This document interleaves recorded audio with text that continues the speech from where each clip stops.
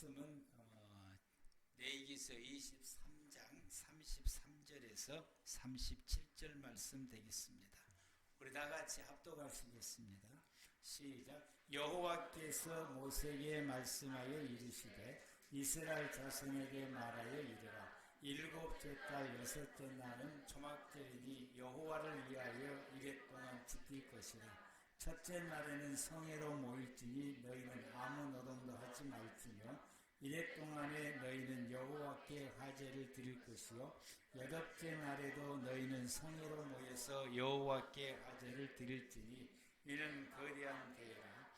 너희는 어떤 노동도 하지 말지니라. 너희들은 여호와의 절기라. 너희는 공포하여 성회를 열고 여호와께 화제를 드릴지니 번제와 소제와 희생제물과 전제를 각각 그날에 드릴지니. 아멘. 이 시간에는 우리 청년부, 중고등부와 청년부 나와서 찬양해 주시겠습니다.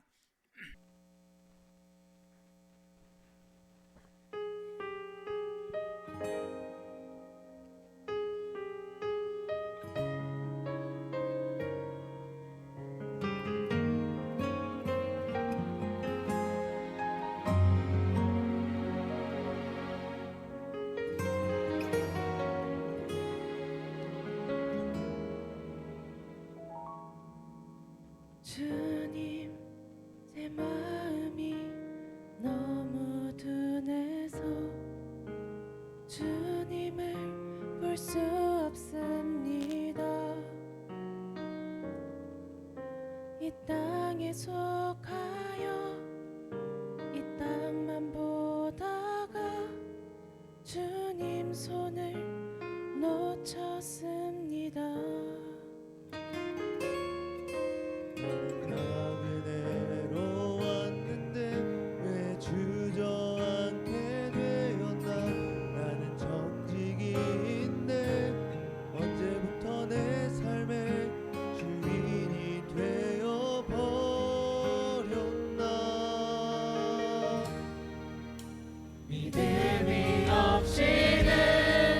기쁘시게 못하나니 고된 수고도 다 헛될 뿐이라.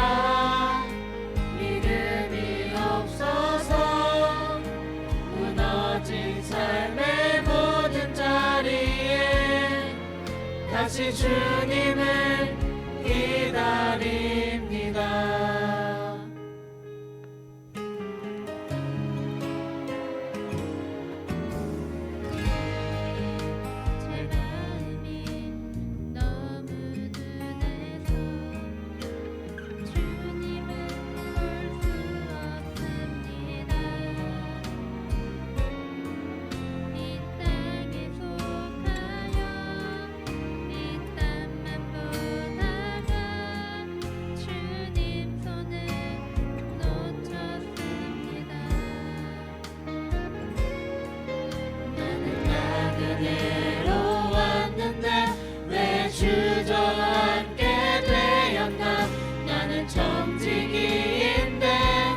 언제부터 내 삶의 주인이 되어버렸나.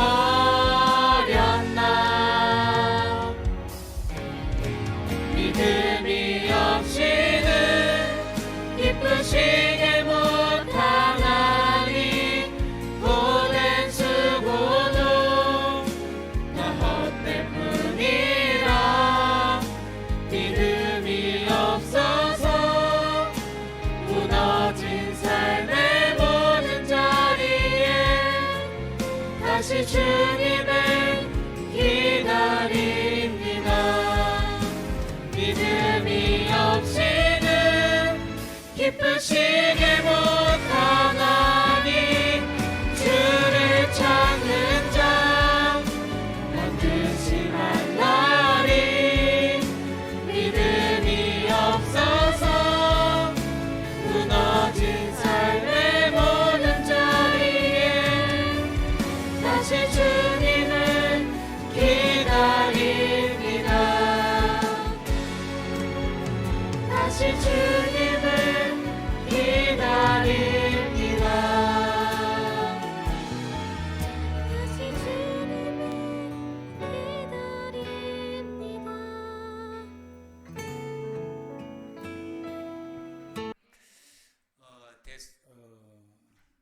나팔절이 지나고 나면은 대속절이 오게 되고, 그 대속절을 지나고 나면은 초막절을 맞이하게 됩니다. 이 3대 오기 때 이 세 개 절기 중에서 어느 것이 가장 중요하냐, 또 비중이 크냐라고 말하게 됐을 때에 초막절이 가장 비중이 크다라고 말할 수 있습니다. 초막절은 7일 동안을 지키게 되고 마지막 8번째 날도 지키게 됩니다. 어떻게 생각하면 8일까지 지킨다고 볼 수가 있겠습니다. 이러한 이 절기를 7일 동안 이렇게 지키게 되는데, 그 초막절을 위해서 대속제일이 있어야 되고, 그 초막절을 알리기 위해서 나팔절에 나팔을 분다라고 말할 수 있고, 그 초막절을 위해서 이스라엘 백성들이 40일 동안 회개 기도하는 이유도 이 초막절 때문에 그러하게 됩니다. 그래서 이 나팔을 불므로 통해서 나팔절의 의미와, 그리고 초막절의 의미와 대속절의 의미가, 나팔을 불 때에 이 세 가지 의미가 동시에 드러내게 됩니다.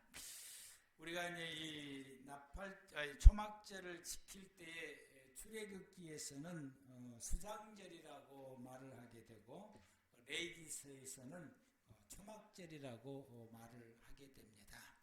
레위기서는 하나님 앞에 드리는 제사가 집중이다 보게 되니까, 레위기서는 이 신앙적인 의미를 강조를 하기 때문에 레위기서에서는 수장절이라는 표현보다 초막절이라고 하는 표현을 기록을 하고 쓰게 있게 되고요. 또 이 출애굽기에서는 지나왔던 생활들 가운데서 하나님의 돌보시고 보살피시는 은혜를 드러내고 나타내기 위해서는, 그래서 이 출애굽기에서는 수장절이라고 표현하게 되는 것은 하나님께서 우리들의 삶에 대해서 필요한 모든 것을 공급해 주시고 채워 주시고, 즉 우리의 일용할 양식들을 채워 주시고 공급해 주시고, 또 광야에 40년 살아오는 가운데 하나님께서 인도하시고 돌보시고 보살피시고, 먹을 것, 마실 것, 입을 것, 쓸 것을 공급했던 그 하나님의 은혜에 대해서 표현하고 드러내기는 것이 이 출애굽기의 말씀이고, 그러다 보니까 출애굽기에서 초막절을 수장절이라고 표현하게 됩니다. 하나님께서 우리에게 필요한 모든 양식들을 공급해 주셨던 그 하나님의 은혜에 대해서 감사를 표현하는 것이라고 말할 수 있습니다. 그래서 이 초막절 기간 중에 이스라엘 백성들이 하나님 앞에 감사를 표현하게 됐을 때에 식물을 황금 밴드에서 이제 묶어서 흔든다 그랬죠. 첫 번째 식물이 종려나무고, 광야 생활에서 하나님께서 구원하시고 인도하시고 돌봐주신 것을 감사하게 되고, 잎이 무성한 가지는 가나안 땅을 우리에게 주셔서 우리에게 삶의 터전을 주신 것을 우리가 감사를 드리고, 버드나무 가지는 하나님이 우리에게 은혜 베풀어 주신 것에 대해서 감사하고, 나무 열매는 우리에게 공급해 주셨던 우리의 필요한 모든 일용할 양식들을 공급해 주신 그 하나님의 은혜에 감사함을 드리는데, 이것을 성전에서 번제단을 이제 하루에 한 바퀴씩 돌면서 동서남북 상하로 흔들게 되는데, 그 흔드는 이유가 하나님의 은혜가 동서남북 상하 사방에서 우리에게 와서 우리가 이 은혜로 이렇게 생활하게 되었습니다 라고 고백을 하게 됩니다. 저것만 하고 끝나는 것이 아니라 저것을 할 수 있는 사람이 어떤 사람이냐, 초막절을 지키러 올 때에 그들의 모든 소득물 가운데서 하나님의 것을 구분해서 드립니다. 하나님의 것은 첫 열매와 11조인 것입니다. 1년 동안 농사를 짓는 봄에 그 걷어들인 추수물, 밀과 보리의 추수물, 그리고 가을에 걷어들이는 이 과일의 추수물, 그리고 그들의 1년 동안 짐승의 새끼를 낳은 것 중에서 그 첫 열매를, 그리고 이 소득의 11조를 하나님이 두 가지를 하나님의 것으로 하나님이 구분했으므로 이 두 가지를 구분해서 초막절 나올 때에 그의 것은 반드시 드리고 정리하고 초막절을 지키게 됩니다. 그래서 이렇게 하시게 되는 것, 하나님의 그 산업에 돌리게 되는 것이 내가 얻은 소득 중에 하나님의 도우신 은혜가 있었음을 인정하고 고백하는 것이다. 내 모든 소득물에 하나님의 도우시고 돌봐주셨던 그 은혜가 있었대. 그게 은혜가 있었기 때문에 내가 이 소득을 얻을 수 있었습니다라고 인정하고 그렇습니다라고 고백하고 그 은혜에 감사를 드리게 됩니다. 이것이 우리에게 있느냐? 이 신앙을 회복하는 우리 모두가 다 되기를 바랍니다.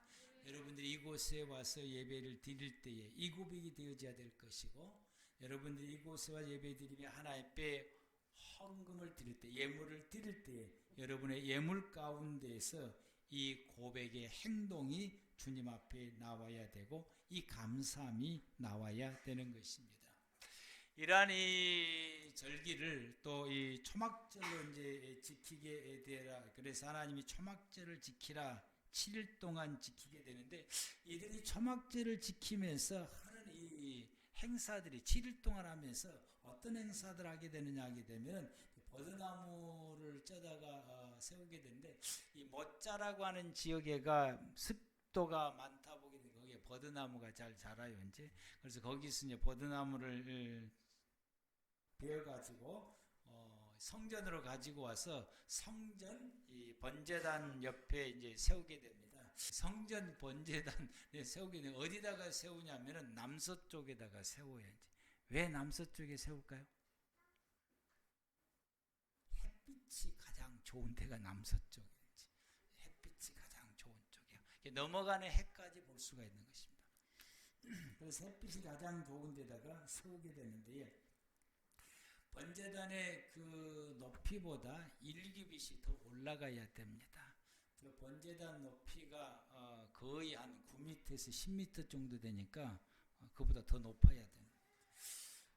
이렇게 높이 세우게 된 게, 번제단보다 1규빗이 더 높이 올라가야 되는 것은 건너편에서도 돌 때에 이 버드나무가 보여야 되기 때문에, 그래서 어디서든지 이 버드나무가 보여야 되기 때문에 번제단보다 더 높이 세워야 됩니다. 그리고 성전을 이제 돌게 되는, 하루에 한 바퀴씩 돌게 되면서 그 버드나무를 바라보게 되는데, 저 버드나무 특성이 물이 없으면은 즉시 말라져 가게 돼요. 그래서 일주일 동안 저기에 세워놓게 되면은 하루 말라지다가 이틀부터 잎이 점점 떨어지게 돼서 마지막 때는 잎이 없는 앙상한 가지가 서게 됩니다. 그래서 말라져가는 저 버드나무를 바라보면서 그들이 성전을 돌면서 어떻게 하느냐, 하나님께 은혜를 구한다고 하는 것입니다. 저 버드나무가 물이 없어져 말라져 죽어가는 것처럼 우리도 하나님께서 우리에게 은혜의 물을 주지 않으면은 우리도 저 버드나무처럼 말라져 죽습니다. 하나님 우리에게 은혜의 물을 주옵소서. 하나님의 은혜를 주십시오. 우리가 은혜가 없으면 살 수 없습니다라는 고백을 하면서 돌면서 저 버드나무를 바라보면서 이렇게 고백하게 됩니다. 그 고백이 담겨져 있는 성경 구절이 시편 118편 25절 말씀입니다. 시편 118편 25절 말씀. 여호와여 구하옵나니 이제 구하옵소서. 여호와여 우리가 구하옵나니 이제 형통하게 하옵소서. 그래서 하나님 우리를 구원해 주시고 그 구원의 은혜를 우리에게 부어 주시기를 간절히 구하면서 이 찬양하면서 돌고, 이 찬양하면서 저 버드나무 보면서 저 버드나무가 물이 없어 말라져 가는 것처럼 우리의 심령이, 나의 삶이 하나님의 은혜가 없으면은 나도 저 버드나무처럼 말라져 죽게 됩니다. 아버지 은혜가 내게 있어야 삽니다. 내게 은혜를 부어 주옵소서. 오늘 하루가 아니고 저 초막절 때 저 은혜를 구하는 것은 다음 초막절 올 때까지 1년 동안 내게 살아가는 내 삶 속에 하나님의 은혜를 매일같이 부어주시기를 기도하면서, 그리고 찬양하면서 간구하면서 이렇게 놀게 됩니다. 이것으로만 이 하나님의 은혜를 구하는 것이 이것으로만 끝나는 것이 아니라 그 다음에 그들이 하던 그 행동들이 있게 되는데, 이제 수전제라고 그래서 실로암의 물을 길러와서 번제단에 붓는 이 행사입니다. 이건 온 가족들이 하게 되는데, 이 행사를 하게 됐을 때 제사장의 그 찬양대가 찬양을 부르면서 이 행사가 초막절 때에 가장 클라이막스라고 할 수 있을 만큼 큰 행사 중에 하나인 것입니다. 그걸 이제 번제단에 물을 가져다가 그리고는 이제 제사장에게 주게 되면은, 제사장은 이 번제단에 보게 되면은 그 물을 붓는 그 구멍이 있어요. 이제 거기에다가 저렇게 이제 물을 붓게 됩니다. 이렇게 물을 붓는 것은, 그들이 물을 갖다가 붓는 것은 하나님의 은혜를 구하는 행동인 것입니다. 내게 이 은혜를 부어달라고, 매일같이 내게 하나님의 은혜를 부어달라고 하는 이들의 간절한 그 염원을 담고 하나님 앞에 간절히 바라는 소원을 담으며 기도하면서 저 물을 하나님 앞에 붓게 되는 것입니다. 그리고는 이제 일곱째 날 저녁, 마지막 날 저녁이죠. 일곱째 날 저녁은 그들이 성전 구조를 보게 되면은 여인들이 들어가는 여인의 뜰이 있어요. 이제 그 뜰이 상당히 높습니다. 그 여인의 뜰에서 이스라엘 백성들이 밤새도록 하나님을 찬양하는 시간을 보내게 됩니다. 그래서 저 위에 층에 있는 것은 이제 관람하는 사람들이고, 이제 아래층에는 밤새도록 불을 밝혀놓고서 하나님 앞에 밤새도록 찬양을 하게 됩니다. 이 찬양을 할 때 그들이 하는 멘트가 있습니다. 돌아가면서 찬양을 하면서 한 사람씩 이렇게 돌아가면서 만나게 되는데, 그 만나게 됐을 때에 그들이 하는 멘트가 있어요. 하나님께서 당신의 죄를 사하셨습니다. 하나님께서 나의 죄도 사했습니다. 이 두 멘트를 그들이 하게 됩니다. 이렇게 멘트를 하게 되는 것은 하나님의 죄 사함의 은혜를 고백하는 멘트인 것입니다. 그래서 금년 1년 동안 내가 죄 없는 정결한 상태에서 살 수 있게 되었다고 하는 것을 하나님 앞에 감사하고 고백을 하게 되는 것이고, 또 더 나아가서 금년 한 해 동안 내가 죄 없는 정결한 상태의 모습으로 계속해서 살겠습니다라는 고백도 동시에 담기지. 내가 더 이상 죄 짓지 않고 1년 동안 계속해서 죄 없이 정결한 모습으로 살 수 그렇게 살겠습니다라고 하는 고백도 함께 담겨져 있습니다. 이들이 마지막 날 저 고백을 하며 찬양을 하면서 저 고백을 하게 되는 것은, 내가 죄 없는 정결한 상태가 되어져야 1년 동안 생활할 때에 하나님이 내게 임재하셔서 하나님이 나를 도우시는 그 은혜 속에서 1년 동안 살 수가 있는 것입니다. 내가 죄 있는 상태가 되면은 하나님이 내게 임재하는 은혜도 없고, 또 하나님 임재하지 아니하게 되면은 하나님이 나를 도우시는 은혜 없이 살아가게 되는 가장 불행하고 저주의 삶을 살기 때문에, 그들이 하나님이 내게 임재하셔서 하나님이 1년 동안 나를 도우시고 보살피시고 공급하시고 채우시는 그 은혜가 1년 동안 매일같이 있어지려면은 내가 뭐가 없어야 되는 거예요? 죄가 없어야 돼요. 그래서 그들이 서로 하나님이 당신의 죄를 사하셨습니다. 하나님이 내 죄도 사하셨습니다. 이걸 서로 하나님의 죄 용서하셨음을 각인을 하게 되고, 모든 사람들에게 또 그것을 인식시키게 되고, 그래서 내가 죄 없는 상태에서 1년 동안 죄 없이 살아가겠다고 하는 고백과 결단을 가지게 됩니다. 그래서 이들이 이러한 절기를 이제 다 마치고 집으로 돌아갈 때에 그들의 가지는 마음이 이렇습니다. 그들의 생활 가운데서 그들이 항상 추구하고 갈망하고 원하는 것이 자기 자신을 항상 정결한 상태로 있기를 원하는 것입니다. 그래서 그들이 정결한 상태가 되기를 원해서 그들이 또 하나의 행동이 항상 집에 들어가기 전에 문 밖에 뭐가 있는 거예요? 돌물 항아리가 있는 거예요. 물 항아리가 거기가 있어요. 밖에 나와서 사람들과 접촉하며 행동하며 했을 때에 내가 나가 알지도 못하는 가운데 죄를 토설하거나 말을 했거나 또 어떤 행동들을 취하는 이것이 내가 죄를 짓게 되고 또 부정하게 했던 행동들이 있을까 염려가 돼서 그 집에 들어가기 전에 여기 정결의 물에서 손발을 씻고 하나님께 회개하고 손발을 씻어서 자신을 정결시켜서 그리고 집에 들어가게 됩니다. 그 집에는 누가 계시는 거예요? 하나님이 임재해 계신. 그래서 내가 머물고 살고 있는 내 집은 하나님이 임재해 계시는 성소라고 하는 개념을 가지고 그 집에서 생활을 하게 되는 것입니다. 그래서 항상 이들은 언행 중에서 늘 하나님 앞에 죄짓지 않고 정결한 생활을 살아가기를 갈망하게 되고 혹시라도 내가 부지 중에 모르는 가운데 죄를 지었을까 염려를 하게 되고 또 언행 중에 죄를 지었음을 회개하고 즉시 회개하고서 이 정결의 물에서 손발을 씻게 됩니다. 왜 그럴까요? 하나님의 은혜가 있어야 살기 때문에.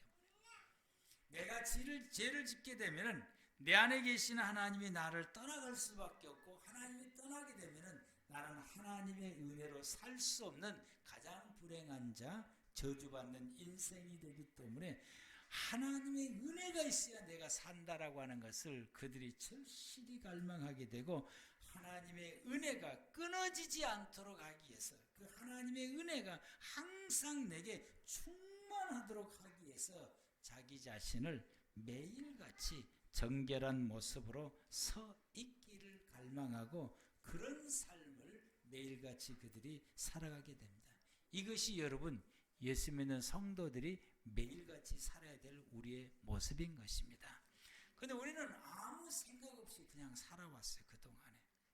이것을 하나님 앞에서 내가 어떻게 정결하고 거룩하고 그리고 아름다운 모습으로 생활하고 깨끗한 모습으로 생활하고 그리고 나의 모든 삶 가운데 하나님이 나를 도우시는 은혜가 내가 있어야 산다라고 하는 이 절박한 심정으로 생활해야 되는데 우리는 조그마한 힘이 있으면 우리는 내 호주머니에 돈이 조금만 있게 되면 우리는 내 몸에 건강이 있게 되면 우리 스스로가 하나님의 도우심 없이 내 혼자 힘으로 잘 살 수 있다라고 우리가 착각에 빠질 때가 있습니다.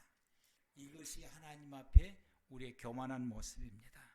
이러한 생각을 품는 것이 하나님 앞에 교만한 모습인 것입니다. 우리는 내 호주머니에 돈이 있든지 없든지 내가 건강하든지 건강하지 못하든지 나의 모든 삶 속에 하나님의 도우시는 은혜가 있어야 됩니다. 아멘.